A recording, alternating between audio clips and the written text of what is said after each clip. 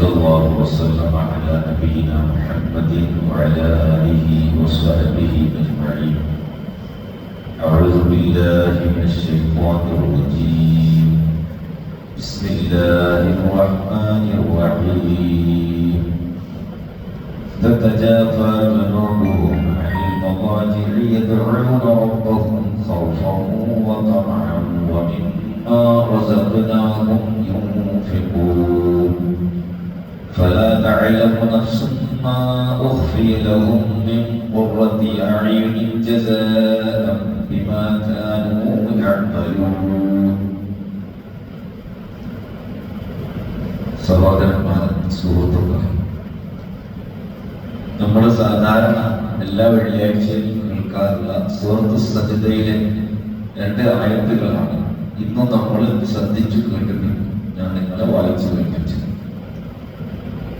ഈ ആയത്തിന്റെ ശ്രേഷ്ഠതയും അതിന്റെ പോലിശയും റസൂലുള്ളാഹി സ്വല്ലല്ലാഹു അലൈഹി വസല്ലം തങ്ങൾ ഈ 2 ആയത്തുകൾ ഓതിയുകൊണ്ട് സഹാബത്തിനെ പഠിപ്പിച്ചതുമെല്ലാം മനസ്സിലാക്കുമ്പോൾ നമുക്ക് അല്ലാഹു തന്നെ അവന്റെ മലായികത്തിനോട് പറയുന്നതായ ശ്രേഷ്ഠതകൾ മനസ്സിലാക്കാൻ കഴിയുന്നതാണ്. മുആദ് ഇബ്നു ജബൽ റളിയല്ലാഹു അൻഹു നബി സല്ലല്ലാഹു അലൈഹി വസല്ലമയോട് കൂടെ യാത്ര ചെയ്യുകയാണ്. അപ്പൊ അദ്ദേഹം റസൂലിനോട് പറഞ്ഞു, നബിയെ, എനിക്ക് അടുത്ത് കിട്ടിയപ്പോൾ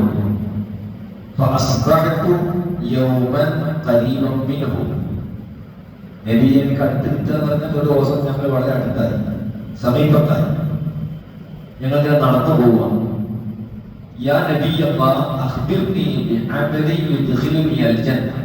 പ്രവാചകരെ, എന്നെ സ്വർഗത്തിൽ പ്രവേശിപ്പിക്കുന്ന ഒരു അമൽ നിങ്ങൾ എനിക്ക് പറഞ്ഞു തരണം. നരകത്തിൽ നിന്ന് എന്നെ അകറ്റുകയും ചെയ്യുന്നു. അതാണ് നമ്മുടെ ഒന്നാമത്തെ ആവശ്യം. അടിസ്ഥാനപരമായി ഒരു വിശ്വാസി, ഒരു മുസ്ലിം, ഒരു മുഅ്മിൻ, ഒരു മുവഹ്ഹിദ് അവൻ ആഗ്രഹിക്കേണ്ട കാര്യം സ്വർഗം ലഭിക്കണം, നരകത്തിൽ നിന്ന് അവൻ ദൂരെയാക്കപ്പെടുകയും വേണം. ഇതാണ് മുആദ് ഇബ്നു ജബൽ റളിയല്ലാഹു അൻഹു റസൂലുള്ളാഹിയോട് ചോദിക്കുന്നത്. അപ്പോൾ റസൂലുള്ളാഹി സ്വല്ലല്ലാഹു അലൈഹി വസല്ലം പറഞ്ഞു, വഇന്നഹു യസീറുൻ അലാ മൻ യസ്റഹുല്ലാഹ്. അല്ലാഹു എളുപ്പമാക്കുന്ന ആളുകൾക്ക് ഈ ചോദിച്ച കാര്യം വളരെ എളുപ്പമാണ്. സ്വർഗത്തെ മുഴുവൻ എളുപ്പമുള്ള കാര്യമാണ്. നരകത്തിൽ നിന്ന് അകലുക എന്നുള്ളത് വളരെ എളുപ്പമുള്ള കാര്യമാണ്. അല്ലാഹു എളുപ്പമാക്കിയ ആളുകൾക്ക്, എല്ലാവർക്കും അല്ല. അലാമൻ യസ്റഹുല്ലാഹ്, അല്ലാഹു എളുപ്പമാക്കിയ ആളുകൾ. എന്നിട്ട് റസൂൽ പറഞ്ഞില്ല, നീ അല്ലാഹുവിനെ ആരാധിക്കുക, വലാ തുശ്രിക് ബിഹി ശൈഅൻ. ഇത് എവിടെ നോക്കിയാലും, ഏത് ഹദീസെടുത്ത് വായിച്ചാലും, ഏത് ആയത്തെടുത്ത് തുടങ്ങിയാലും ഈ വിശ്വാസവുമായി ബന്ധപ്പെടാത്ത ഒരു കാര്യം അല്ലാഹുവിന്റെ റസൂൽ എവിടെ പറഞ്ഞില്ല. തഅബ്ബുദില്ല, നീ അല്ലാഹുവിനെ ആരാധിക്കുക, വലാ തുശ്രിക് ബിഹി ശൈഅ, അവനോട് ഒന്നേ പങ്കു ചേർക്കാതിരിക്കുക. അതാണ് അടിസ്ഥാനം.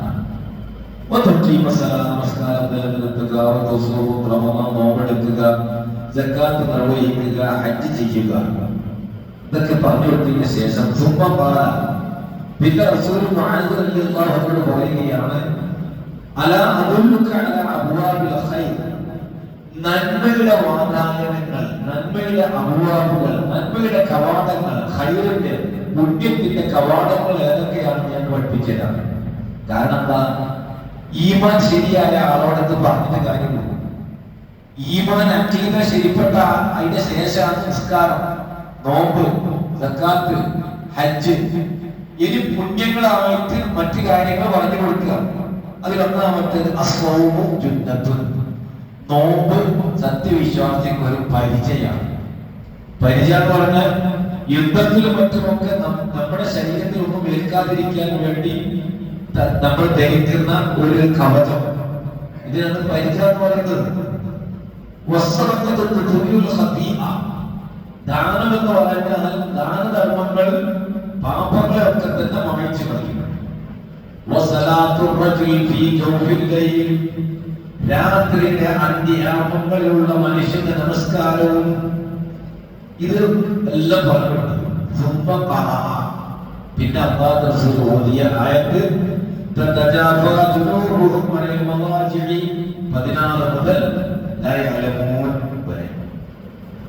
തതജാഫാ ജുനൂബുഹും അവരുടെ പാർശ്വങ്ങൾ, അവർ കിടന്നുറങ്ങുന്ന സ്ഥലത്ത് നിന്ന് അവരുടെ ഭാഗങ്ങൾ വിട്ടകലുന്നു, അഥവാ അവർ ഉയർന്നെഴുന്നേൽക്കും.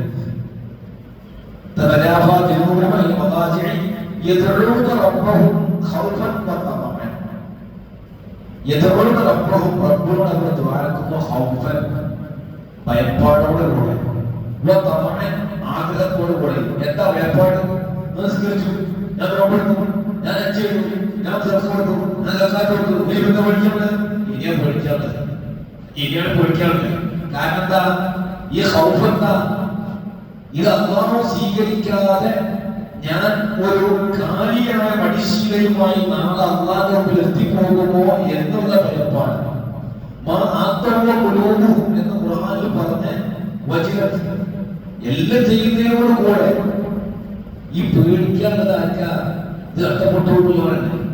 അല്ലാതെ ഒന്നും ചെയ്യാത്തത് പേടിക്കാനല്ല.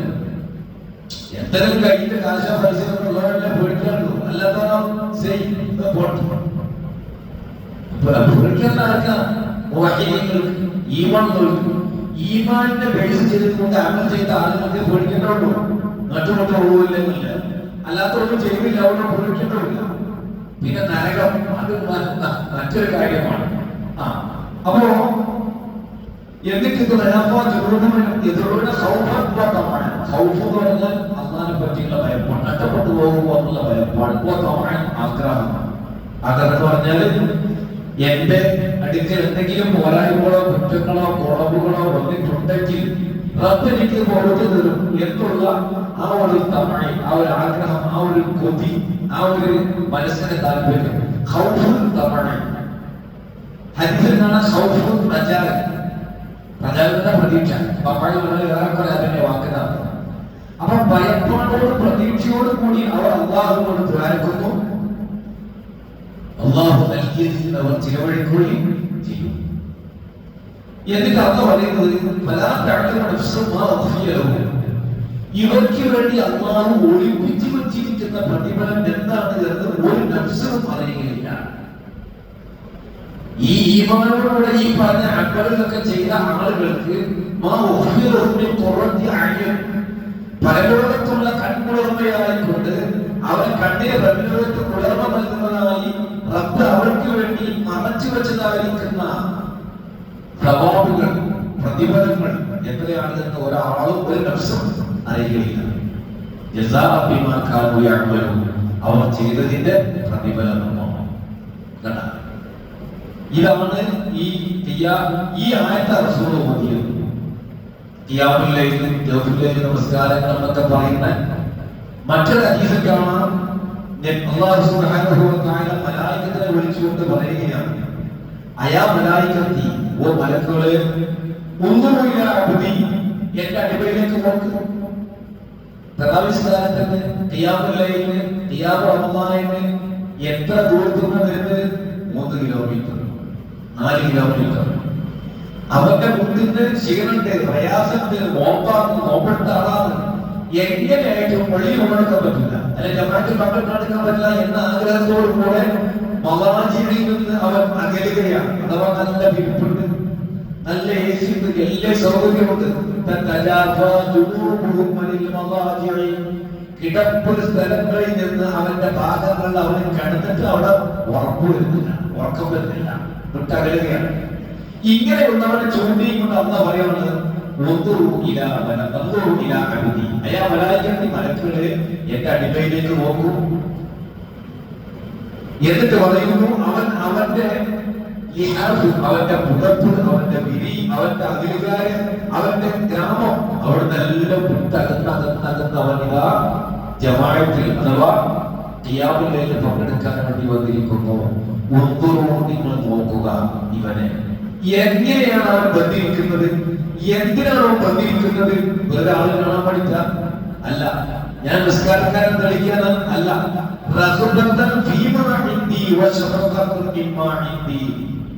എന്റെ അടുക്കലുള്ള പ്രതിഫലത്തെ കൊതിച്ചുകൊണ്ടും ആഗ്രഹിച്ചുകൊണ്ടും എന്നിൽ പ്രതീക്ഷ അർപ്പിച്ചുകൊണ്ടാണ് അവർ വന്നിരിക്കുന്നത് എന്ന് ഇങ്ങനെ വിട്ടകന്ന് ജമാഅത്തിന് വേണ്ടി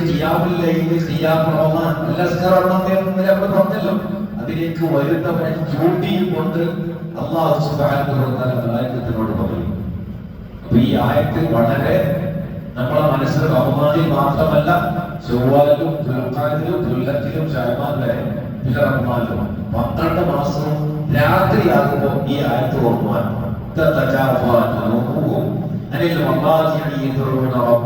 ഈ ആയത്തിന്റെ ആശയം കിടന്നിട്ട് ഉറക്കം വരാണ്ട് ഖിയാമുല്ലൈൽ നമസ്കരിച്ചവൻ റമദാനിലാകുമ്പോൾ ജമാഅത്ത് സുന്നത്താണ്, അല്ലാത്തപ്പോൾ അവർക്ക് എഴുന്നേറ്റ് സ്വന്തമായിട്ട് നിസ്കരിക്കണം.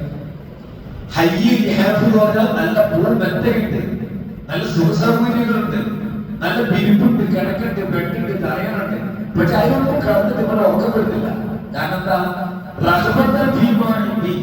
റബ്ബിന്റെ അടുക്കലുള്ള പ്രതിഫലം ഈ വിരിപ്പിനേക്കാൾ, ഈ വെട്ടിനേക്കാൾ, ഈ ബെഡിനേക്കാൾ, ഈ എസിയേക്കാൾ, ഈ തണുപ്പിനേക്കാൾ ഏറ്റവും വില കൂടിയതാണ്. അതാണ് ശഫഖത്തൻ വറഹബത്തൻ ഖൗഫൻ വതമഅൻ എന്നൊക്കെ പറഞ്ഞിട്ടാണ്. അപ്പൊ ഭയപ്പാടോടും പ്രതീക്ഷയോടും താല്പര്യത്തോടും കൂടി റബ്ബ് സുബ്ഹാനഹു വ തആല കർമ്മങ്ങൾക്ക് പ്രവർത്തിക്കാം. കൂട്ടത്തിൽ റസൂലുള്ളാഹി പിന്നീട് മുആദ് റളിയല്ലാഹു അൻഹുവിന് ഓതിക്കൊടുത്ത ഈ ആയത്ത് എന്നും രാത്രിയിൽ കിടക്കുന്നതിന് മുന്നേ എല്ലാ കാലത്തും, റമദാനിൽ മാത്രമല്ല, റമദാനിൽ നമ്മൾ സജീവമായി ജമാഅത്തുകളിൽ പങ്കെടുക്കും, അതല്ല റമദാൻ കഴിഞ്ഞിട്ട് നമുക്ക് ഓർമ്മ ഉണ്ടാവും. അല്ലാഹു സുബ്ഹാനഹു വ തആല അങ്ങനെ സ്വർഗ്ഗകരകമാക്കുന്ന അവർക്ക് വേണ്ടി പ്രതിഫലം ഒളിപ്പിച്ചു വച്ചിരിക്കുന്നു എന്ന് പറയുന്ന കൺകുളർമ നൽകുന്ന വിഭാഗത്തിൽ നമ്മൾ ഉൾപ്പെടുത്തി അനുഗ്രഹിക്കുമാറാവട്ടെ. നമ്മുടെ പാപമാറാവട്ടെ, പ്രയാസങ്ങൾക്ക് അല്ലാഹു ആശ്വാസം നൽകുമാറാവട്ടെ. യഥാർത്ഥ മുവഹ്ഹിദുകളായി ലാ ഇലാഹ ഇല്ലല്ലാഹുവിന്റെ വിശ്വാസികളും പ്രചാരകന്മാരും പ്രബോധകന്മാരുമായി മരണപ്പെടുമ്പോൾ ലാ ഇലാഹ ഇല്ലല്ലാഹ് എന്ന് സ്വബോധത്തോടുകൂടെ ഉച്ചരിച്ച് അറിവോടുകൂടെ ഉച്ചരിച്ച് മരണപ്പെട്ടു പോകുന്ന മുത്തഖീങ്ങളിൽ അല്ലാഹു നമ്മെ ഉൾപ്പെടുത്തുമാറാവട്ടെ. ربنا آتنا في الدنيا حسنة وفي الآخرة حسنة وقنا عذاب النار.